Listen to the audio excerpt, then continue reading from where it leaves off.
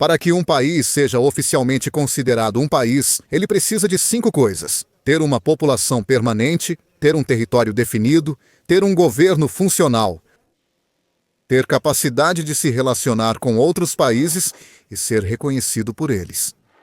E o que acontece com Taiwan? Das 5 condições, falta apenas a última. Quando falamos de Taiwan, a lógica diz que é um país. Mas na prática, ele ocupa uma zona completamente cinzenta. Para países como a China, Taiwan é uma província rebelde. Já para o resto do mundo, é um enorme... Não sei, melhor não me meter. Eu sou Naka, este é o Japatonic, e hoje vou contar para vocês, enquanto percorremos a cidade de Taipei, a interessantíssima história de Taiwan.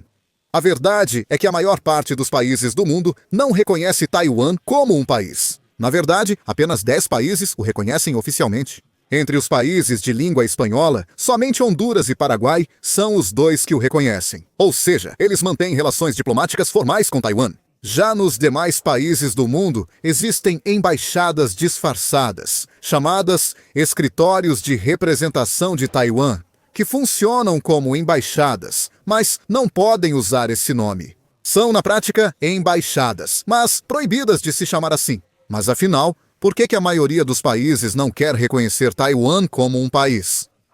Basicamente, por causa da política chinesa de uma só China. Ou seja, segundo o governo chinês, Taiwan pertence à China. Portanto, Pequim pressiona para que os demais países não reconheçam Taiwan, impedindo que ele se torne oficialmente independente. A China é muito mais poderosa e não quer que o mundo reconheça Taiwan, porque, para o Partido Comunista Chinês, Taiwan faz parte do território chinês. E agora vem a pergunta: por que os chineses dizem que Taiwan pertence à China? Essa é a parte interessante da história. Mas vamos começar pelo início.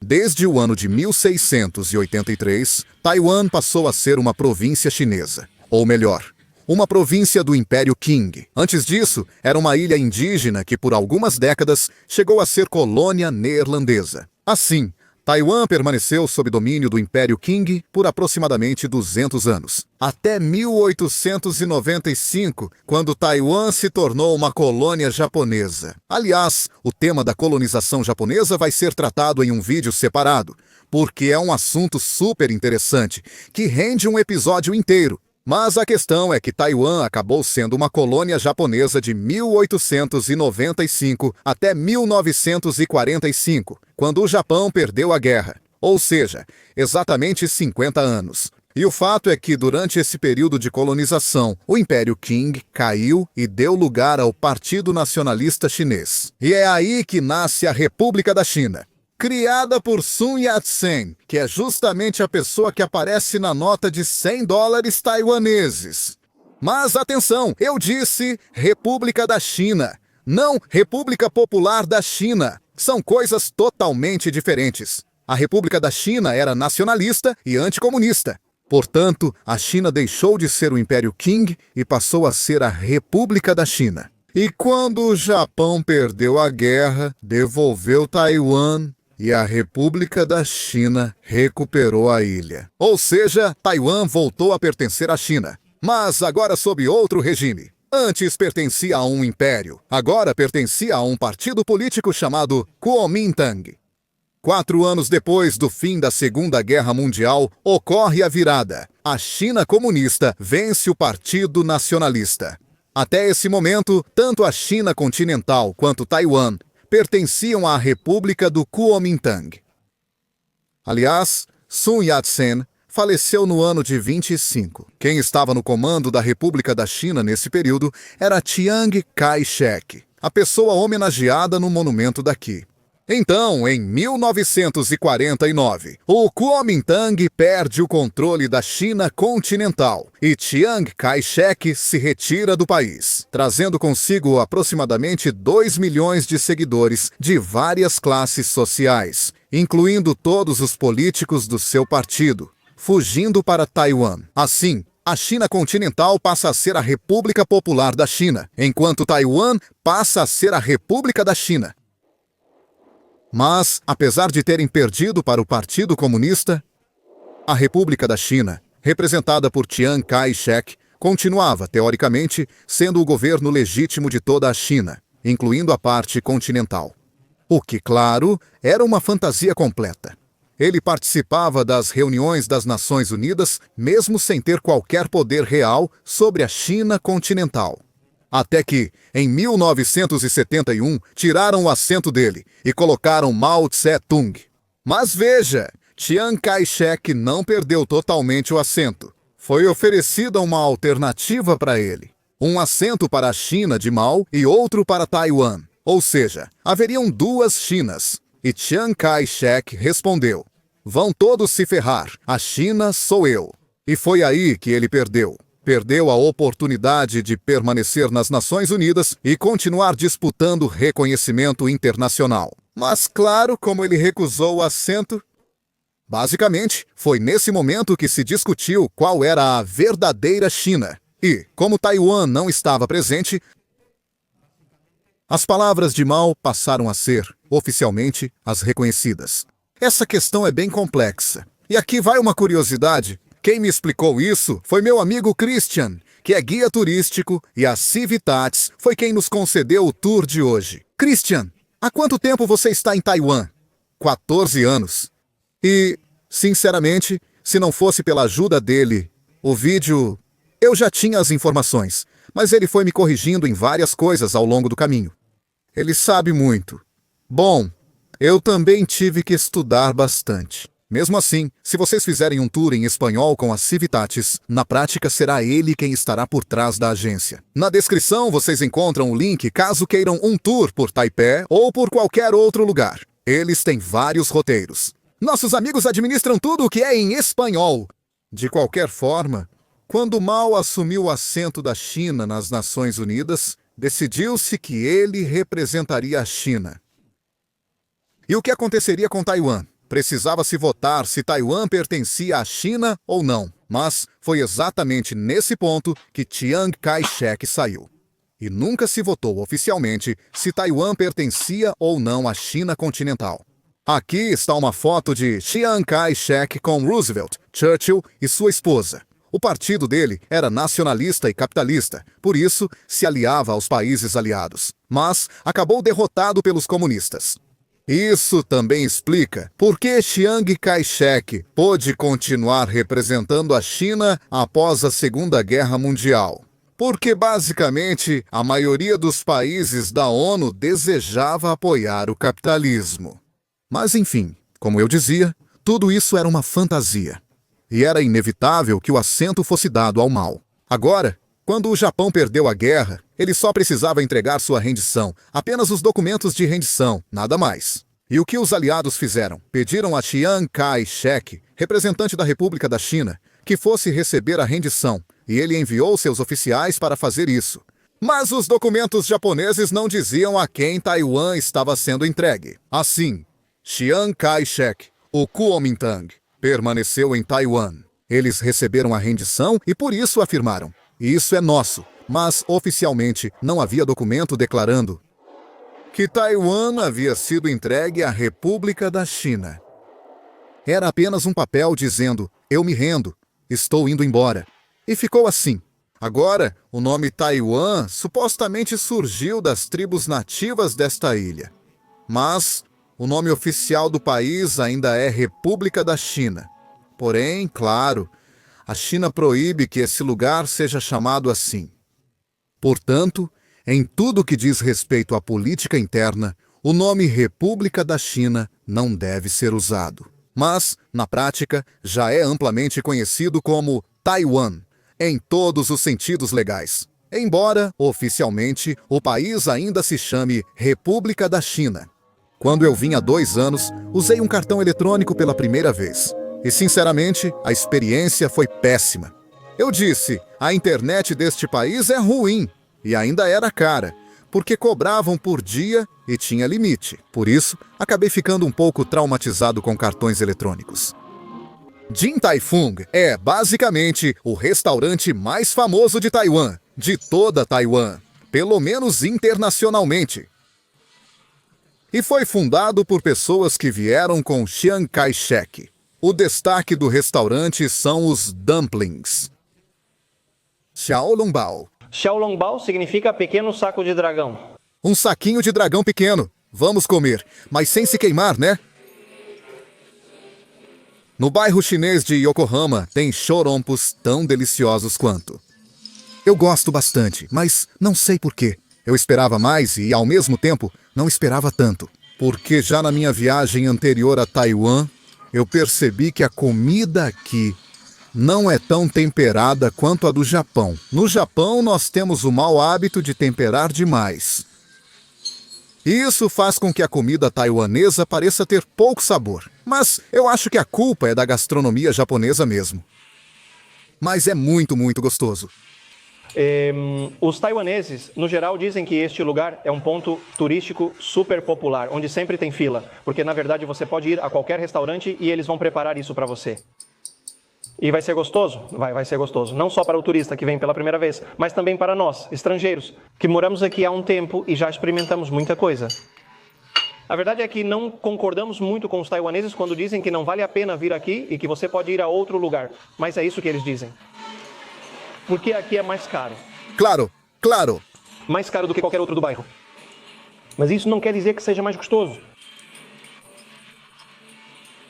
Aqui está o bolinho, só que tostado. Agora, por exemplo, estamos em uma área onde os militares do Kuomintang se estabeleceram quando Chiang Kai-shek fugiu da China. E muitos militares acabaram se instalando em diferentes regiões. E esta aqui era uma área de campos de arroz, onde havia muitas casas bem precárias. Isso porque a ideia dos militares da República da China era que em 2 anos eles voltariam ao continente. Obviamente, isso nunca aconteceu. O que ocorreu foi que, em 1975, Chiang Kai-shek morreu e o poder passou para seu filho. Esse foi um momento muito importante na história de Taiwan, porque Chiang dizia que voltaria para a China, que iria recuperá-la. Mas o filho dele teve uma visão um pouco mais madura da situação. Ele disse: "Vamos ficar aqui, a China já é poderosa demais." E acabou instituindo a lei marcial. Taiwan teve a lei marcial mais longa da história moderna, cerca de 40 anos. Em 1988, ele também faleceu, e o vice-presidente assumiu o governo. Era um taiwanês nativo escolhido pelo próprio Chiang, Lee Teng-hui. E o fato é que, como ele era taiwanês nativo e o grande líder do Kuomintang havia morrido, não havia mais um ditador claro para sucedê-lo. Com isso, as pessoas começaram a pressionar e a se manifestar, pedindo independência, democratização e abertura política e econômica. E dito e feito, ele conseguiu iniciar esse processo. Por um lado, dizem que sim, ele buscava democratizar completamente o país. Por outro, dizem que ele cedeu à pressão popular. Mas o fato é que, em 1996, Taiwan pôde realizar, pela primeira vez em sua história, eleições presidenciais. E o governo reconhece os assassinatos do massacre de 28 de fevereiro de 47. Mais de 3.000 execuções políticas. Em 40 anos, dezenas de milhares de presos políticos foram encarcerados. Quando a democracia chegou, os poucos sobreviventes que ainda restavam foram libertados. Estamos nos adiantando. O que foi o incidente de 28 de fevereiro de 1947? Nessa data, Taiwan vivia sob um governo extremamente corrupto. A população estava descontente com o novo regime da República da China. E nesse dia 28 de fevereiro de 47, uma senhora idosa vendia cigarros de contrabando. Os militares de Chiang Kai-shek, aparentemente por uma reclamação injustificada, tomaram os cigarros dela. Ela reclamou e, em resposta, levou uma coronhada de fuzil. Isso fez com que as pessoas ao redor, já que tudo aconteceu em público, bem no centro de Taipei, se aproximassem e começassem a vaiar. Pressionados, os militares dispararam tiros para o alto. E com isso, um taiwanês foi morto. Isso fez com que as pessoas fossem até a delegacia para reclamar, acabassem incendiando o prédio, e no fim, tudo resultou em cerca de 30 mil mortos. Tudo isso por causa dos cigarros de uma senhora que vendia mercadoria de contrabando. E esse é um acontecimento que até hoje permanece vivo na memória do povo. E, basicamente, foi por isso que a lei marcial foi decretada. Taiwan, então, passou por várias décadas de corrupção, má administração e forte repressão militar. Ufa! E eu estou brilhando de suor. A umidade neste país é inacreditável.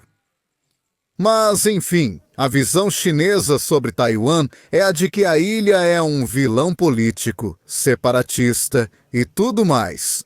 E, por tudo o que explicamos até aqui, essa é a razão de Taiwan não poder declarar independência. Mas, mesmo assim, os Estados Unidos são um dos maiores aliados do país. Porque, enquanto apertam a mão da China, por baixo da mesa, apertam a mão de Taiwan com ainda mais força. Porque, claro, já comentamos, porque os Estados Unidos não podem dizer abertamente que reconhecem Taiwan como país, mas, na prática, os Estados Unidos já prometeram oficialmente que defenderiam a ilha caso a China ataque. Os sistemas políticos dos Estados Unidos, da América e da China claramente não caminham juntos. Da mesma forma, o Japão é um dos maiores aliados políticos, militares e econômicos de Taiwan. Embora, ironicamente, Taiwan e China também sejam aliados econômicos. É inevitável. Por razões óbvias. Taiwan depende muito da produção chinesa em várias áreas, assim como o mundo inteiro depende da China. E a China depende de Taiwan para aquilo que Taiwan faz melhor, microcondutores, ou seja, microchips. Basicamente, Taiwan lidera 54% de todo o mercado mundial de microprocessadores. É o maior e melhor produtor do planeta. E isso é uma das coisas boas que o Kuomintang realmente fez: investir pesado em desenvolvimento tecnológico. Porque a verdade é que ninguém consegue replicar o que Taiwan produz hoje. A gente pensa, bom, a China, que é tão avançada em tecnologia, poderia fazer o mesmo e assim não depender de Taiwan. Mas não é tão simples. As décadas de desenvolvimento taiwanês em microchips não podem ser simplesmente alcançadas por outro país. Para vocês terem uma noção, os nós, ou melhor dizendo, os transistores, dos microchips de Taiwan têm 2 nanômetros. E para comparar, um fio de cabelo humano tem 100 mil nanômetros. Ou seja, totalmente invisíveis a olho nu. E o único país que chegou mais ou menos perto foi a Coreia, mas ainda assim com chips 50% maiores, ou até o dobro do tamanho. E, mesmo assim, sem a eficiência e a precisão dos microchips taiwaneses. Ou seja, é simplesmente impossível dizer, vamos fazer nós mesmos, porque não é nem um pouco fácil. Seriam necessários muitos anos de desenvolvimento e pesquisa para chegar perto disso. Mas enfim, o ponto é que a China jamais permitirá a independência de Taiwan por causa da sua política de uma só China. É por isso também que eles vêm intensificando os exercícios militares ao redor da ilha. Taiwan está bem armado e conta com o apoio dos Estados Unidos. Mas a verdade é que ninguém sabe quando uma invasão chinesa pode acontecer. Existe um grande temor de que isso ocorra em breve, talvez dentro de poucos anos. E bom, espero que vocês tenham se interessado por este conteúdo. Mas o próximo vídeo vai ser ainda mais interessante, pelo menos para o meu gosto pessoal. Tem relação com China e Japão. Não esqueçam de se tornar membros para ver mais vídeos sobre Taiwan também. E sobre algumas coisas vermelhas, que inclusive vamos conhecer hoje. A gente se vê lá do outro lado. Um abraço para você, para a sua família, para o seu bichinho e até para o mala do vizinho. Resolvemos carinhosa, liberamos para os membros e agora podemos monetizar os vídeos aqui sem problema nenhum.